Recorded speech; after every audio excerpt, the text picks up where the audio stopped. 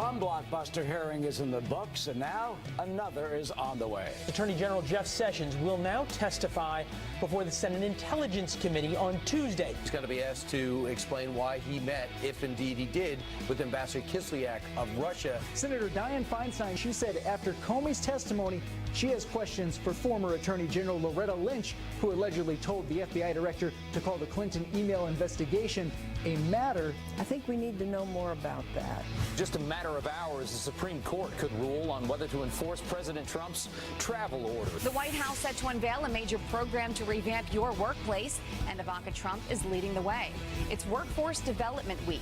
A New Jersey high school under fire after President Trump's name is removed from 2 students' yearbook photos. The people or person who did this should be held responsible because it was a deliberate attempt to censor and to silence someone's freedom of speech. Big weekend for Janice. We got married at City Hall 10 years ago. My husband was like, we got a big anniversary coming up. Maybe we should get married at church. It just feels so special to be in, the house of God.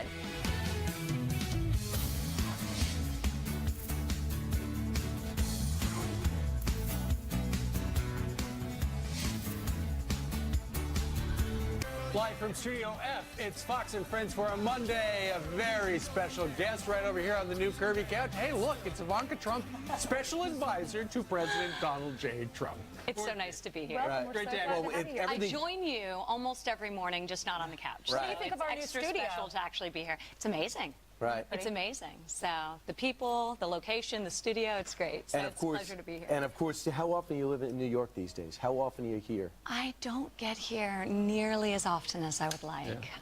So Main we've been a difference? little bit busy down in Washington. You've been spending a lot of time down in the swamp. Very, very busy, but I actually came up for an amazing occasion. My sister-in-law, Laura, had a baby shower, which was very, I saw the very pictures. sweet. So it was great. We had an amazing time, all family, and just everyone came in for it, and it was really sweet. I brought my daughter Arabella, who asked me if we were bringing Theodore to have him showered. And then I realized baby shower is not a self-explanatory term. Yeah. We have to If you've never heard it before. lose So it. it's very There's sweet. certain things you can't Google. Yeah. She said, where's Theodore? Why isn't he coming? So last week, everybody was focused. I think 9 million people were watching in the middle of the day. They lost 33%. We lost 33% of our productivity because everyone was watching James Comey speak. What did you think? What do you think came out of that? Where did you watch it? What do you think emerged? Well, my father felt very vindicated in all the statements that he's been making and feels incredibly optimistic. But, at the White House and throughout the administration, we were incredibly focused on the reason we all went to Washington and what we're fighting for. So last week, while it didn't get the level of headlines, it will ultimately have a much more important impact, was Infrastructure Week, focusing on the commitment to rebuild this country, rebuild rural locations which have fallen into great disrepair, repair our waterways, air traffic control. So there were a series of very important and big and far-reaching initiatives on infrastructure. This coming week is about workforce development. So with all the noise, with all the intensity that of the media coverage and obviously what makes headlines, ultimately we're really focused on why the American people elected Donald Trump as their president People say and jobs, implementing jobs, that plan. jobs. And that's why Jobs. you, your dad, Secretary of Labor, you're going to Wisconsin tomorrow to meet are. with kids that are taking classes at the technical schools? We're visiting one of the great examples of skill-based learning and skills-based education, a technical school in Wisconsin, which we're very excited about, to talk about the skills gap and to really highlight the fact that there is a viable path other than a 4-year college experience. So really investing in vocational education, skill-based training. There are 6 million available American jobs. So we're constantly hearing from CEOs that they have job openings, but they don't have workers with the skill set they need to fill those jobs. Right. So really bridging that gap and bringing experience-based education to the forefront. So apprenticeship actually. That's Something the your model. father's familiar with. He knows The it very well, Apprentice. and it's worked throughout the world, and it's something we've de-emphasized here in favor of four-year traditional college, but they don't have to be mutually exclusive. And as somebody who's run her own business, this is something personal to you, because I'm sure there have been situations where we love to hire people, but we can't find the people who have the right skill sets. It's true, and while it's not a woman's issue, it disproportionately affects women and minorities, especially when you think out into the future, where the available jobs today and the future jobs are coming from. A lot of them are in STEM-related fields, so science, engineering, So teach computer them, science. train them today for the jobs of tomorrow. Well, women are, for example, while we represent 47% of the overall workforce, we only make up 23% of STEM-related occupations. So we're moving in the wrong direction in terms of our participation, and that's something ultimately we need to change. We'll encourage a K through 12, but also retraining for workers whose jobs have been displaced. So we have a huge emphasis on it this week, and it's critically important, and I think we can make a very big impact. But not only that, this week for the administration, but in your book, you put your money where your mouth is. You have women who work out there, breaks down this whole issue, especially from the female perspective, because you've gotten a real handle on it. In the big picture, the 62% of the workforce that's working is more important than the unemployment number, perhaps, because a lot of people can work. They can't find a job that matches up with their skills. In some cases, they choose not to work. Yeah, and we need the full participation. So many people are also working jobs that are part-time. And it's an enormous problem in this country, the number of part-time workers who are working 2 and 3 jobs that collectively they're making less than when they worked one job that's been replaced, and they don't have access to leave, to vacation, to holidays, to traditional benefits. So that's another problem that we're very much looking to address. So this week, the White House is going to be talking about these things. Next week, Congress takes over, and there's a bipartisan bill that could inject $1 billion into this kind of stuff. The Perkins Act, and it's been. It's a very good piece of legislation, so they're refining and extending it. But it's all about skills-based education and really making sure people have the technical skills to succeed in this modern economy. So we're very excited, and this is honestly what it's all about. I mean, we moved down to Washington. We want to be helpful. We want to do big things, important things, and there's nothing more important than enabling people. Is it harder than you thought, though? Is it harder than you thought to stick to the things you want to do because of what keeps coming up, whether it's the Russia investigation or something else? It is hard, and there's a level of viciousness that I was not expecting. I was not expecting the intensity of this experience, but this isn't supposed to be easy. My father and this administration intends to be transformative, and we want to do big, bold things, and we're looking to change the status quo. So I didn't expect it to be easy. I think some of the distractions and some of the ferocity was I was a little blindsided by on a personal level. But for me, I'm trying to keep my head down, not listen to the noise, and just work really hard to make a positive impact in the lives of many people. I mean, if you want to, at the end of the day, if you want to think about difficult, it's the factory worker who's been laid off.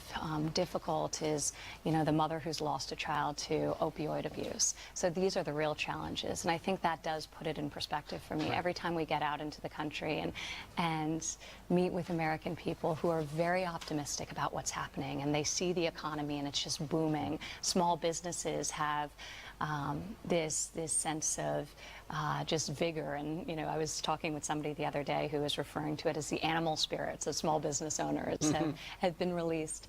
So there is a tremendous energy, but there's also real challenges, and that's what we're looking to address. Your father had his first foreign trip. What was your reaction? What are some of the highlights from that trip? It's a family trip. That was an incredible trip, and Jared was there. Yes, Jared was instrumental in organizing and planning it, and it was wildly successful. So Saudi Arabia alone, if you think about the historic nature of gathering 54 Muslim and Arab leaders to talk about the goal of eradicating terrorism. It was America and to that have we a missed you. collective effort.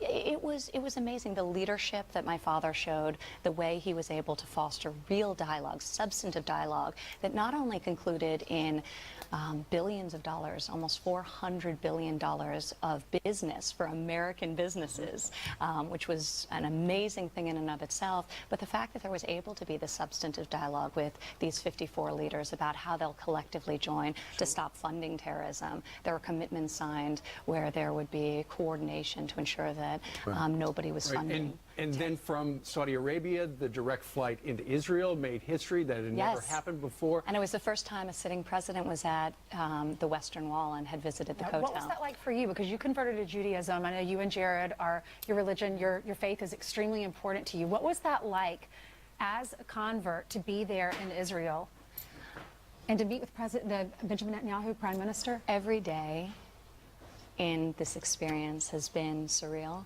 but that was truly an unbelievable moment. So I feel blessed and privileged to have been there. It was deeply personal for me, as you note, so standing at the Western Wall in a moment of privacy, because it was really just us. It was our family that was there. It was beyond special. So really, it's hard to, for each of these moments, it's hard to find the words to adequately describe them. And then to move on to Rome and to meet with the Pope. So to have covered the 3 largest world religions over the course of 4 days, it was deeply meaningful. Well, the reviews came in, and you know, everybody said he did such a good job, very presidential. I want to ask you, though, personally, you know, you've lived most of your life here in New York City. Now you've relocated to a nice neighborhood in Washington, D.C. It seems like every time you go outside to get a cup of coffee or take the kids out to the park or something like that, people are taking pictures of you. That is a weird experience. Right?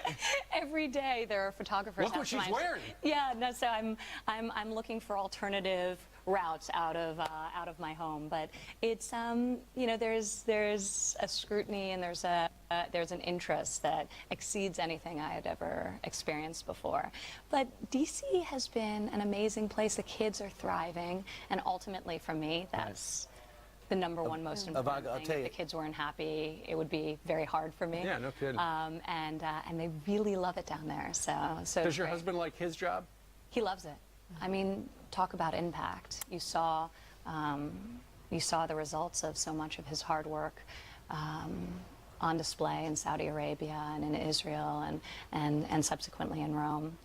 But, you know, aside from what he's doing on the foreign policy front, also the various initiatives he's focused on at home, really thinking about modernizing and innovating within government.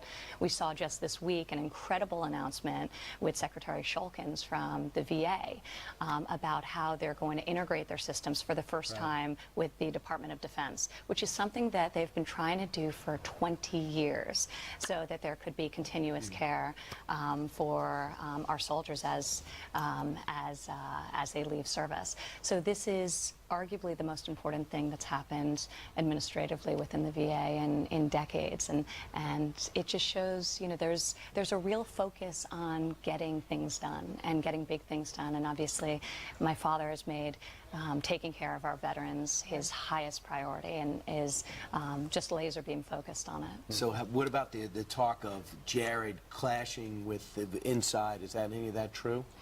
There is a 24-hour news cycle that gets fed by and is encouraged by lots of salacious details. But at the end of the day, we're all focused on the work, and that's very true for Jared. So he's somebody who just likes to get things done. I know so he doesn't get involved in sort of all of that. I know you're going to Wisconsin. You're going to be talking to the voters and to the people, to the core of this great country. We're going to come down to Washington later in the week and talk to you about that. We appreciate you sitting down with us. I can't wait. I look forward to it. Great to see you, Ivanka. Great to see you. Great. When we come back, Evander Holyfield, Stuart Varney. One of them's a really good boxer. I don't know which one. And Kellyanne Conway. Well, numbers don't lie. The economy on the rise under President Trump, but the mainstream media has a whole different story. Here's some of the headlines. The New York Times claiming weak spots remain. Washington Examiner citing a roller coaster economy, and Bloomberg going as far as calling the president's economic agenda almost dead. So, how is the economy really doing? Here to break it all down for us, Varney & Company's own Stuart Varney from the Fox Business Network. Starts from 9, goes until noon. Stuart, how are we doing? We're doing rather well, actually. Much better than the left wants to let you know about. Let me list it out for you. First of all, since the presidential inauguration, nearly 600,000 new jobs created in America. Manufacturing, mining, drilling going very strong. 200,000 part-time jobs replaced with full-time jobs. The unemployment rate, 4.3%. The U6, let's not get technical, that's the real unemployment rate, all the way down to 8.4%. Home sales up, mortgage applications up, home prices up, credit scores average 700, best in a decade. Stocks are at record highs. The Dow Industrials have gone up, what, 10, 15% since the election. Why is that? Is it because Donald Trump's a red tape cutter? No. Yes, but it's the promise of growth in the future. From tax cuts, less red tape, and an infrastructure. Why don't you hear about it? Why is it scary? Because it's not done yet. Tax reform's not done yet. Health care is not done yet. Tax cuts aren't even done yet. Corporate taxes aren't done yet. Yes. Even though the president wants it, there's a whole group of people that want to stop him. Yes, the left wants to stop him. The left knows that if the president is successful, especially with tax cuts, the economy will start to roll, and that'll put the Republicans and the president in a strong position for the elections next year. So they're putting politics ahead of what's best for America. Absolutely they are, yes. I think it's a disgrace, quite frankly. Here we have the media concentrating en masse, Russia, Russia, Russia, Comey, Comey, Comey, plots, investigations. All of that is front-page news all the time. What's going on in people's lives, better jobs, wages, housing improving, the improvement in our economy, our financial way of life, that goes uncovered, and that's a crying shame. Right. Absolutely. Thanks, all right. There you have it. All right, 9 to noon, Fox Business, we're watching you. I'm glad to hear it, All right, straight ahead. The newest Hall of Fame boxer, Evander Holyfield, is in our green room ready to talk about the big moments from his career. And scandal surrounding Shakespeare in the Park, a play depicting the assassination of President Trump. And you, the taxpayer, you're paying for it. Next, a woman who was actually in the audience for the first show is here to talk about the controversy.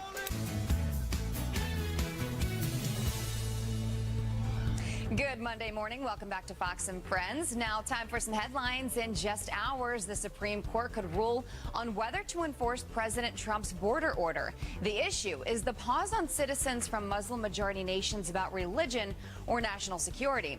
The Trump administration says the order allows time to come up with a tougher vetting process. Those against it have until this afternoon to file a response. And terrifying moments in the air as a packed plane makes an emergency landing.